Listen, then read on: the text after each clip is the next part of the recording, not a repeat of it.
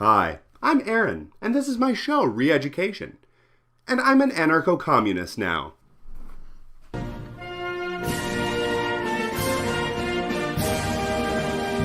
Hi, I'm Anti-Sleeper, and welcome to my show, Screaming About the Merits of Freedom Into the Abyss, Season 2, Episode 36. And I'm an anarcho-capitalist now.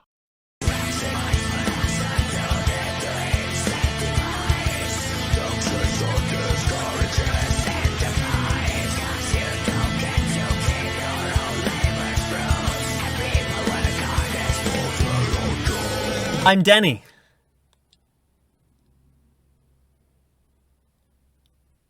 Welcome to my shitty Honda Fit.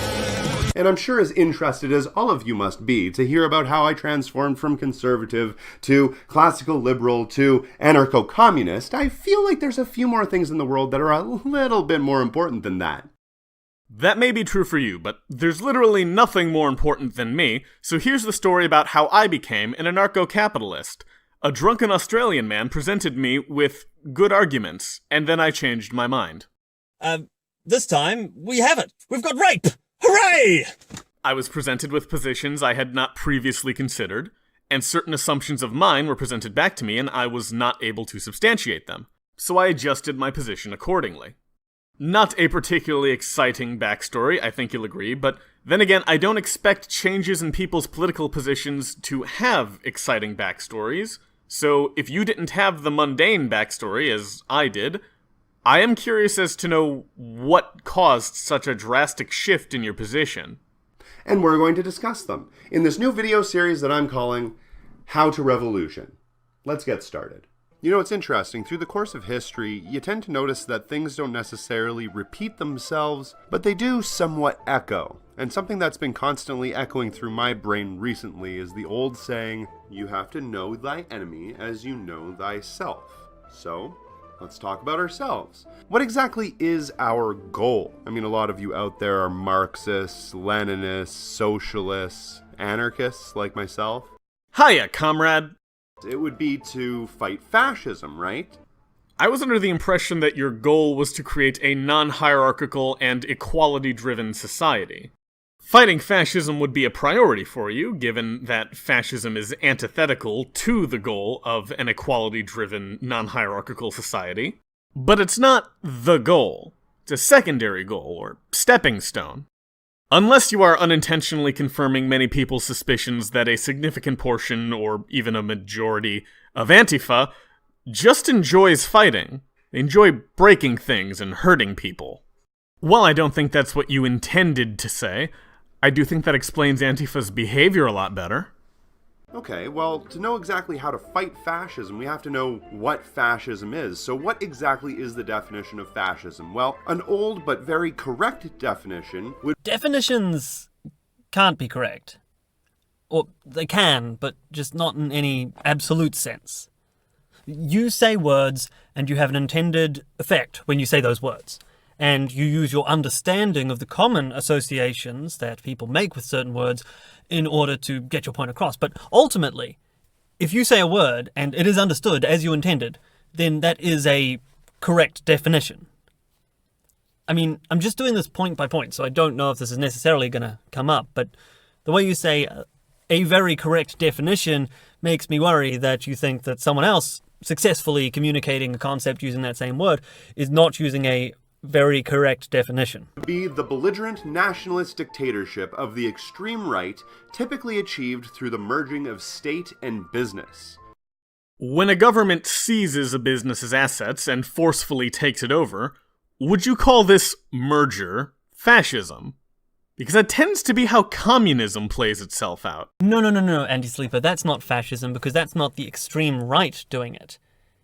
I know that might sound like it's not fascism when we do it, but is it really?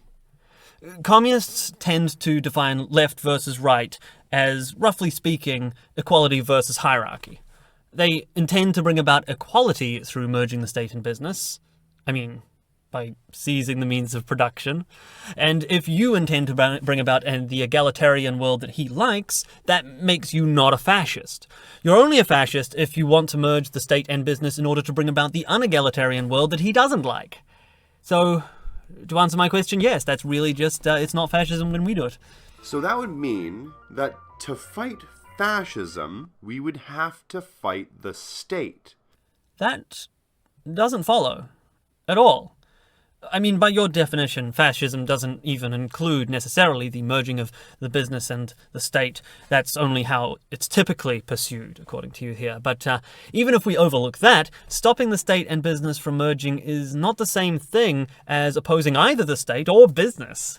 Now, I'd say that in practice you do need to fight the state to stop it from eating everything, including business, because democracy is an arms race of violence, oppression, coercion, and mob mentality.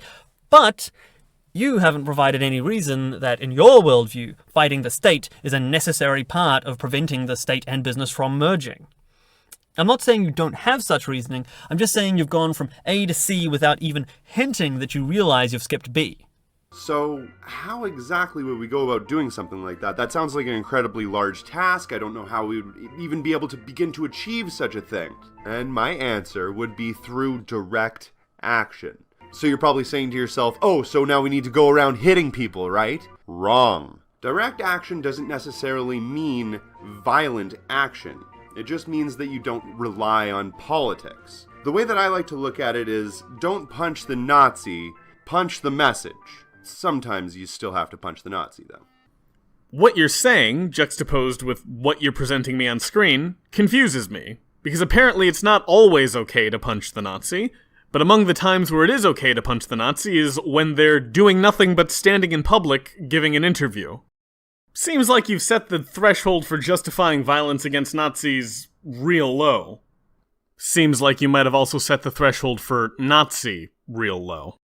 Maybe the goal for socialism that you unintentionally implied is more apt than I originally thought. How do we go about doing this? How do we initiate direct action? The best thing to do is to think tactically. Now, there are a few things that you have to know. Nazis, and neoliberals for that matter, are basically just the hired goons of the state. They work for capital. They work for what capital? Who's hiring these hired goons? I mean, Richard Spencer may have been paid for that interview, I don't know. But if he was, then he's the very rare exception. The majority of Nazis who are punched by Antifa and the like are not getting paid for their Naziing. I mean, don't get me wrong, I understand that it must feel a lot better to be able to write them off as hired goons when you're justifying violence towards them, especially when you compare it to justifying violence towards people you just disagree with. Unfortunately, the latter is just kind of what they actually are. They are not necessarily the elites. They are not necessarily the ones in control. They are hired goons. If by hired goons you simply meant that they're not the elites, just say that they're not the elites. You don't have to call them hired goons. It kind of sounds like you're trying to associate them with violent mafia enforcers. Now that I think about it, I suppose trying to associate people with violence is not really above you, given that you've just been calling a whole bunch of random people Nazis. And I have to say that trying to associate your enemies with violent people really falls pretty flat when you're saying it right over video of the people you support being violent and the Nazis not. What happens when you punch them? Well, punching the goons feels really good. Does it now? But it looks really bad to potential allies. It feels really good to hit someone who is neither ready for nor willing to fight, even if they're not your primary enemy or even a significant threat. And your only stated objection to doing so is, boy, that makes us look like violent assholes, doesn't it? I mean, evidently we are violent assholes, but God knows we don't want people to know. You have to remember something. The right wing, the far right, the extreme right, the fascists, they're not stupid. And Nazis aren't idiots. There's one thing that they understand very well. That's good optics. And good optics is something that we on the left could really stand to learn a little bit about. Now, a lot of people in my audience will probably be internally yelling right now, "What are you talking about? The left has completely won the optics game. They've managed to paint their violence as somehow less bad than everyone else's." And while I certainly feel that the left has shitty ideas but good optics, maybe that's just something about any ideology. worldview or movement, so long as it's the one you hold to. Of course, your pristine idea that exists only in your mind will always be let down by the imperfect, real-world version of how people actually perceive you. Your ideology is therefore perceived as worse than you know it is, and therefore it looks like you are bad at optics.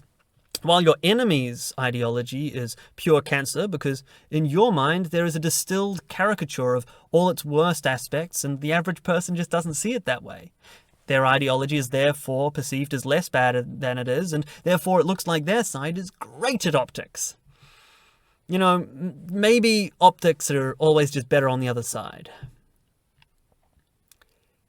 Then again, this guy might have been trying to imply that Barack, you didn't build that Obama, is right-wing. So maybe he just thinks his side's optics suck because he defines anyone successful out of his ideological purity test. So maybe I'm being too charitable. Part of those optics is that all of the Nazis and neoliberals tend to wear suits. And all manner of propaganda makes us believe that people that wear suits are good, honest individuals who should be respected. I mean, we as anarchists, socialists, communists, and so forth probably don't believe that, but the majority of people don't see people wearing suits as the enemy. They see them as being good guys. It'd be real easy to accuse you of projection right now. Fun, too. So I shall do it. Hey, Commie, whose name I have honestly forgotten, you know, you just said that you think people will generally perceive the besuited to be good, honest individuals, right? Yeah, that is laughable. Consider archetypes like the sleazy salesman, or the implausibly malicious businessman, or the Bond villain, or the most hated of all demographics, lawyers. There are plenty of negative cultural associations with wearing suits, as well as positive ones. I'm not saying that people will perceive the besuited as generally bad or generally good. I'm saying that most people don't actually decide whether you're a good or bad person based solely on whether or not you're wearing a suit. That's what you do, as you literally admitted. But the majority of people don't see people wearing suits as the enemy. Right? But the majority don't, in this context, means that someone does. And I suspect that someone is you. So you assume everyone else had such a shallow and intellect-free method of judging people as you do. Well, that's called projection. See? Easy and fun. This isn't to say that your main point here is wrong, by the way. Wearing a suit does have a positive impact on one's optics in many ways, but it's not because it makes you seem good, not on its own anyway. It's because it makes you seem like you have your shit together. And, to be honest, that is entirely reasonable. Suits are expensive. Someone willing to spend a significant amount of resources on their attire is successful enough for that amount of money to be trivial, or is working to fit in with those sorts of people. Whereas someone who wears cheap, shitty clothes either isn't successful or is trying to fit in with unsuccessful sorts of people. Which brings me back to your projection. Suits are generally used as a reasonable way of quickly assessing how successful someone is. By your own admission, you use it as a way of determining who your enemies are. And that is another piece of evidence for the hypothesis that you determine who your enemies are by how successful they are. Still just a hypothesis, though. So when you have somebody like Richard Spencer, who is wearing a suit, holding himself quite well, talking very elegantly to the camera, even though what he's saying is absolutely reprehensible, and then you all of a sudden have somebody from Antifa come and punch him in the face. The person from Antifa is dressed in black, their face is covered, they look like a thug, they seem like a criminal. They are a criminal. What do you mean seems like? That's literally what he is. He's committing a crime. That makes him I would never condone violence, but if you are going to hit somebody, I would suggest that you dress up not like a mass marauder, but more like, I don't know, a plumber or a nurse. At least that way it looks like the Nazi is getting punched out by a regular individual. If you put that show on mute, who's going to look like the aggressor in this situation? It's going to be the good guy. We don't want that to happen. Hey, wealthy college students LARPing as revolutionaries, make sure to deceive the public by dressing up as the working class before enacting unprovoked acts of violence against your political opponents. That's better optics. For someone so concerned about optics, you sure are doing a good job at making the left look bloodthirsty and dishonest. That's why you have to think tactically. But that also means that you don't want to fall into the liberal trap. Holding hands outside of a Denny's in the dedicated free speech zone will not make change. Visible protest is not a good way of getting things done. Okay? I mean, it seems kind of odd for a communist, even of the anarcho variety. I'd have thought that displaying the will of the people in a visible way was one of the ways communists would propose to get things done. Well, I guess maybe it needs to be more concrete action. And is backed up by some real power, like voting. Voting will not make change. Okay, well, maybe that's just because the government that you live in your view, is inherently anti-communist, so voting in its elections can't affect any real change. Perhaps if you were to instead have some kind of decentralized, non-governmental way of standing up and be counted, like a petition, perhaps. Making a change.org petition will not make change. A communist who is admitting that democracy, with its protests, voting, petitions, and etc., is ineffective. My dude, if all those are ineffective and you're also against some kind of dictator, and I will charitably assume that, based on the fact you call yourself an anarcho-communist, then what's left? I don't just mean in your fight to establish communism. Also afterwards, in your glorious anarcho-breadline utopia, what system of organization do you want to use if you've already opposed democracy, dictatorships, and markets? So, then you ask yourself, how do we fight these people? We can't hit them, and we can't take the high ground, so what do? Well, it's simple. We have to give them a stronger message. So what does that mean? What is this message? What am I talking about? Well, let's go back to the very beginning. Remember, at the very start of this, I introduced the topic by saying, know your enemy as you know yourself. Now let's get to know them. I think you might have taken that sentiment a bit too much to heart, because, from an outside perspective, I can't differentiate between you and the people you are supposedly against. How do you think that we would do that, though? Should we go spying on their community? Should we start tapping their phone lines? Should we put intel agents into each one of their Facebook channels and just find out every single little thing that they're doing? Well, maybe that might not hurt. I don't know why I'm surprised. You're totally fine beating people for wrong thing. Why wouldn't you also be fine with violating their privacy by tapping the goddamn phone lines? But a better solution would be to know their tactics. So what are their tactics? Well, that's something we're going to get into in the next video with the first tactic, control the conversation. Thanks for watching. Looking forward to it. Look, communism wouldn't work either way, but even if it weren't for the utter incoherence of their ideology, the utter psychos that communism attracts would be enough to ensure that it falls into a spiral of backstabbing and bitterness. I mean, buddy, you're talking about beating people and tapping their phone lines, and your only worry is that you might seem like the bad guys, not that you might, actually be the bad guys. I actually had a good friend of mine recently ask me if I thought that it was justified to use violence to fight the state. I want to read you my response. So, on the one hand, there is obviously a point at which violence becomes acceptable as a response to something, and the state has long since passed that point. They use violence against you, it seems fair that you be violent towards them. The response is commensurate. Now, on the other hand, there is actually more to consider than whether the response is commensurate. Would violence actually be effective? Maybe if you have the vast majority of public opinion on your side, but absent that, you'll just be seen correctly as a criminal. Are we sure that we're correct? Violence is very bad. Unless you're really fucking sure you're correct about both the underlying political theory and the tactical assessment that violence is far and away the most effective way to advance that theory, then you're risking doing unjustified violence. That's a big risk. And finally, what are the alternatives?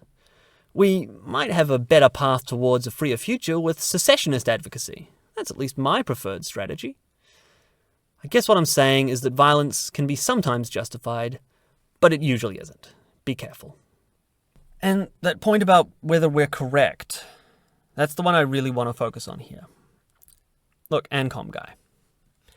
The pragmatic reasons against using violence that you give in this video are ham-fisted, but the fundamental point is correct. Violence does make you look bad. And that's a valid reason to oppose it.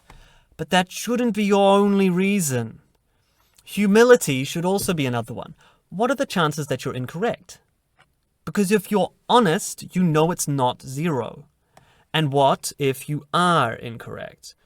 Well, that means that the violence that you're committing is actually in favor of a false ideology. That's not the same as advocacy for a false ideology. If you realize your advocacy was in the name of a wrong cause, you'll feel embarrassed about it and perhaps a little guilty. But if you find out that your violence was in the name of a wrong cause, well then if you have any conscience at all, you'll feel like a monster, because you would be one. That's why violence should always be a last resort.